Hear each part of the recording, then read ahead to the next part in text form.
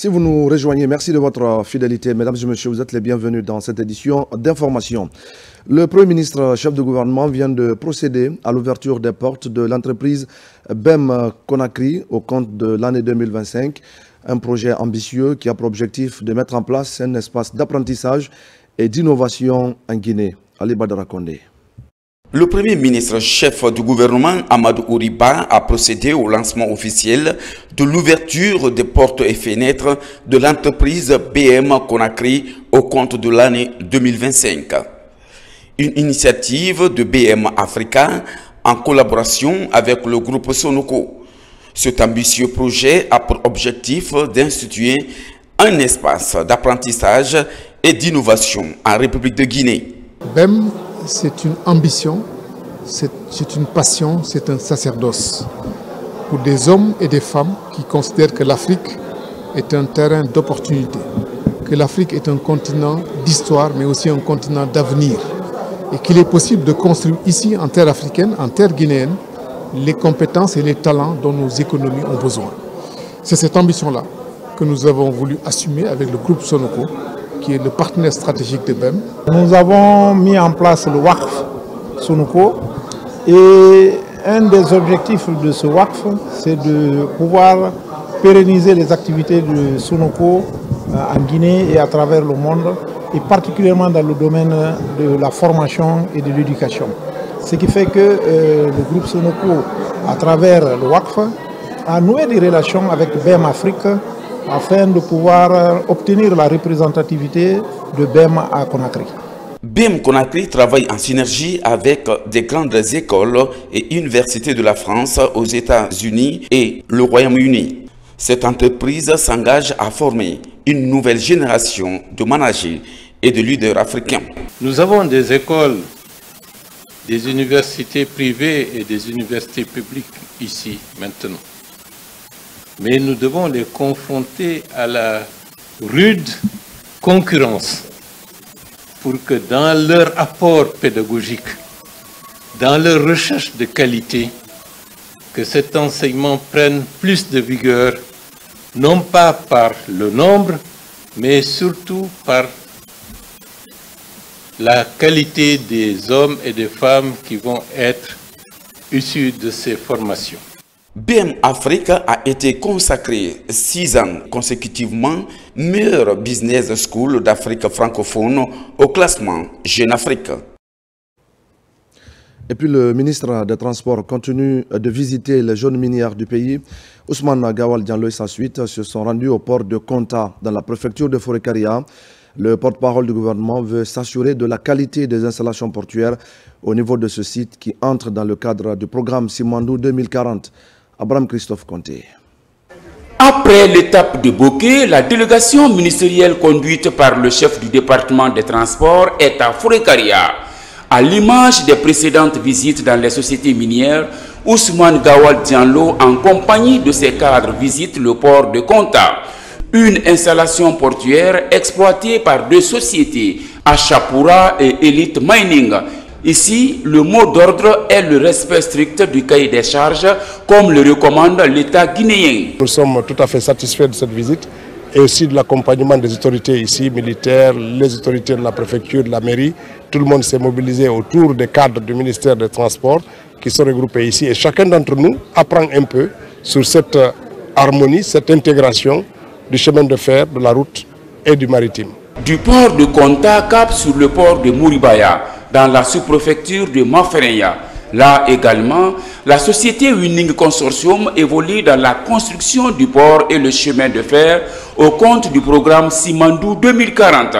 Sur le terrain, les travaux avancent à pas de géant, mais également à la satisfaction des autorités. Cette infrastructure ferroviaire à usage multiple dénote de la volonté politique du président de la République à créer des conditions nécessaires pour un partage équilibré de la richesse nationale. Le ministre lui-même, il visite le port. Pour moi, personnellement, c'est un vrai honneur pour moi. C'est aussi, ça contribue beaucoup. Ça nous donne la confiance pour le succès du projet de port. Quand on arrive ici, la première impression que nous avons, c'est le caractère immense des infrastructures de ce port de Moribaya. Et il faut que les Guinéens soient fiers de ça. Il faut le voir, le vivre pour ressentir ce sentiment de satisfaction et encore une fois se sentir concerné par cette volonté qui a animé le chef de l'État de poursuivre cette infrastructure, ce rêve et de le matérialiser ici. Ce gigantesque projet de construction d'infrastructures intègre à la fois des modes de transport différents comme le chemin de fer, les routes ainsi que le port commercial.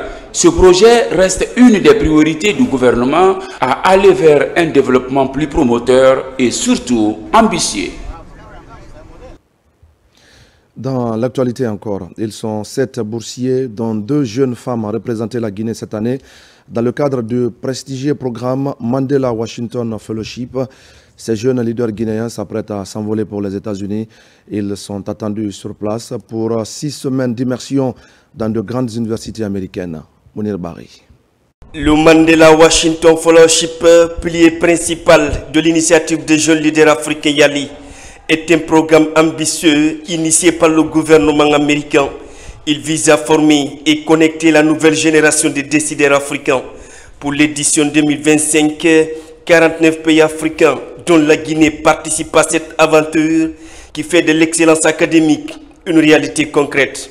Selon les statistiques, il y a eu plus de 43 000 applicants et donc du coup, venant de 49 pays de l'Afrique, il y a eu seulement que 615 sélectionnés, où la Guinée a eu seulement que 7. La première chose que moi je me donne comme objectif, c'est vraiment de pouvoir vivre cette expérience de manière entière, de pouvoir effectivement apprendre des autres, mais aussi donner du moi, parce que comme on le sait tous, on a été sélectionné parmi tant d'autres, c'est qu'on a aussi quelque chose à donner. Avant leur départ, les boursiers ont été reçus à l'ambassade des États-Unis à Conakry pour les dernières recommandations.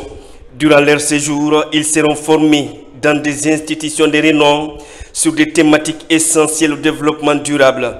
Leadership, innovation sociale, entrepreneuriat et engagement communautaire. Mon projet est plus basé sur lutter contre les maladies d'origine hydrique, chez les enfants surtout. Donc aller là-bas et venir pour faire plus d'impact en fonction de ce que j'ai appris sur le territoire, de l'expérience que je vais en tirer là-bas et ce que je vais avoir comme réseau pour pouvoir toucher plus la communauté guinéenne. Chaque participant porte en lui un projet fort. Santé, bien-être, employabilité des jeunes diplômés, gestion des projets, autonomisation des femmes. Autant de domaines dans lesquels ils comptent innover, inspirer et impacter à leur retour au pays. C'est un sentiment de fierté, de joie, rien qu'à voir dans les différents groupes, quand vous voyez les différents profils qui sont sélectionnés, vous vous rendez compte que si vous faites partie de ce groupe, que rien ne peut vous animer que d'un sentiment de fierté. Le Mandela Washington Fellowship est bien plus qu'un programme de formation. C'est une passerelle vers un futur meilleur pour la Guinée et pour toute l'Afrique. Il offre chaque année à de jeunes talents une opportunité de se former, de découvrir de nouvelles cultures et de porter haut les couleurs de leur pays sur la scène internationale.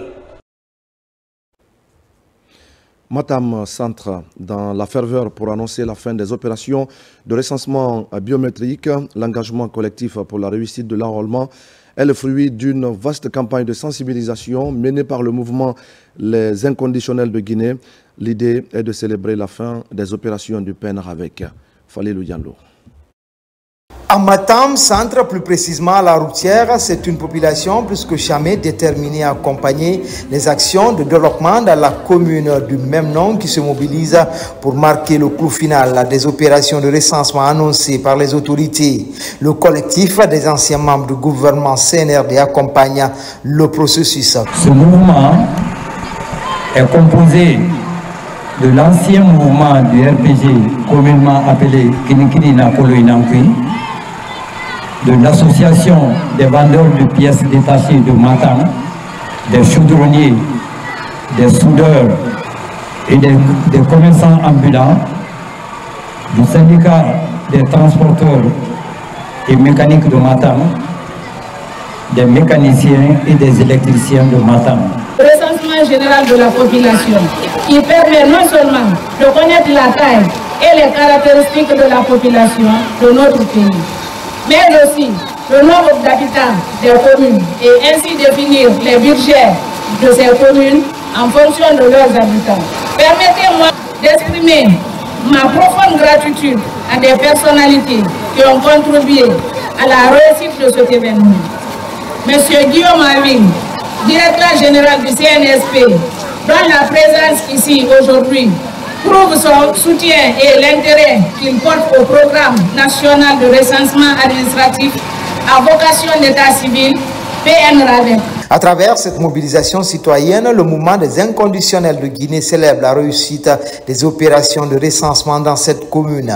L'idée est de faire le bilan et se préparer pour les prochaines échéances électorales. Le 21 septembre, c'est la date du départ, moi je dirais.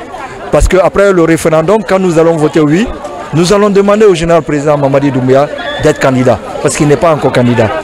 Nous allons sortir tous les mouvements de soutien et les associations, les CRR, les groupements de soutien, pour lui dire qu'il est notre candidat. Il est le candidat du peuple de Guinée. Et on va se mettre en branle pour les préparatifs des élections référendaires, dont la date est connue du moins, le 21 septembre 2025. Nous prendrons les dispositions à la base ici pour nous organiser afin de faire de cette élection le signe fort du retour à l'ordre constitutionnel. Mais tout de même est que la Guinée est prête, parce que le général a promis des référendums qui seront organisés dans les règles de l'art. Dans une ambiance festive, les populations de Matam Centre ont célébré la fin du processus du PNR avec consigne donnée pour la même mobilisation lors du référendum prévu en septembre 2025.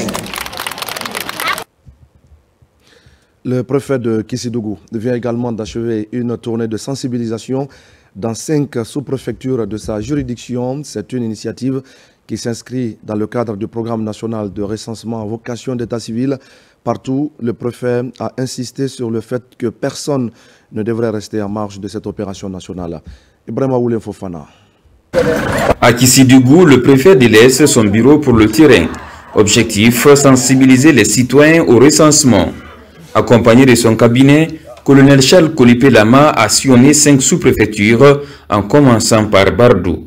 On nous a donné 45 jours. Les 45 jours là c'est fini. Et l'État, vu la lenteur des choses, il a augmenté encore 20 jours là-dessus. Donc moi je ne pouvais pas rester au bureau sans sortir, aller toucher les réalités. Nous avons commencé à Bardou, Bendou, Ondiadou, Yende. Ils sont maintenant à Fermessadou. Le chef de l'État, le général d'armée Mamadi Doumbouya avait dit que la carte d'identité biométrique est gratuite. Le jugement supplétif est gratuit. La carte d'identité nationale est gratuite. Pourquoi pas le recensement? Il faut se recenser. Partout, il a mis en avant les enjeux du recensement, insistant sur son importance pour le développement local.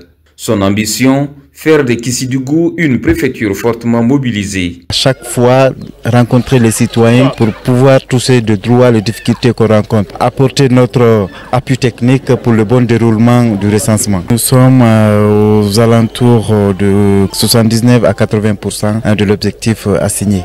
Il nous plaît beaucoup le recensement et surtout c'est à l'avantage de nos enfants qui sont à l'école. Nous remercions le gouvernement, général Mamadi Doumbouya et nos autorités locales. La réussite de cette tournée repose sur la collaboration étroite entre les autorités préfectorales et les responsables locaux. Le préfet a également rappelé le caractère strictement apolitique de ce processus. Et pour terminer, à Kagbélin Grand Moulin, c'est un incendie qui s'est déclaré dans une concession familiale. Pas de pertes en vies humaines, mais des dégâts matériels sont importants. Les victimes sollicitent l'aide des personnes de bonne volonté. Marwan Kamara. Située au quartier Grand Moulin, dans la commune de Kagbélin, cette concession et son contenu sont partis en fumée, malgré l'intervention des voisins. Pas de pertes en vies humaines, mais les dégâts matériels sont considérables. Une situation qui impacte négativement sur l'économie des victimes.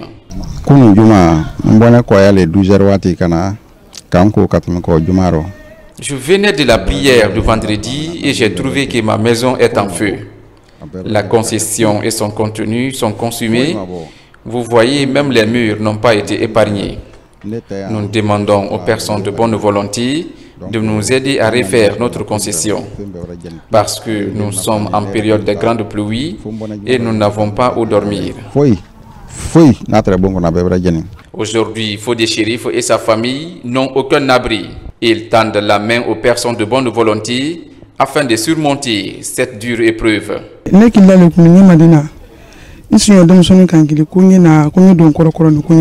J'étais à Madina, c'est ma fille qui m'appelle de venir rapidement. J'ai demandé qu'est-ce qu'il y a. Elle m'a dit que notre maison est en feu.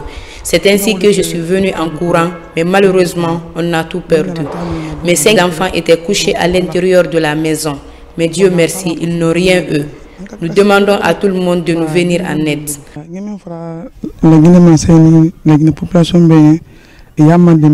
Ces derniers mois, les cas d'incendie deviennent de plus en plus récurrents, aussi bien dans le Grand Conakry qu'à l'intérieur du pays. Nous avons tout perdu dans notre maison. Nous avons appelé les pompiers, mais ils ne sont pas venus. Aidez-nous.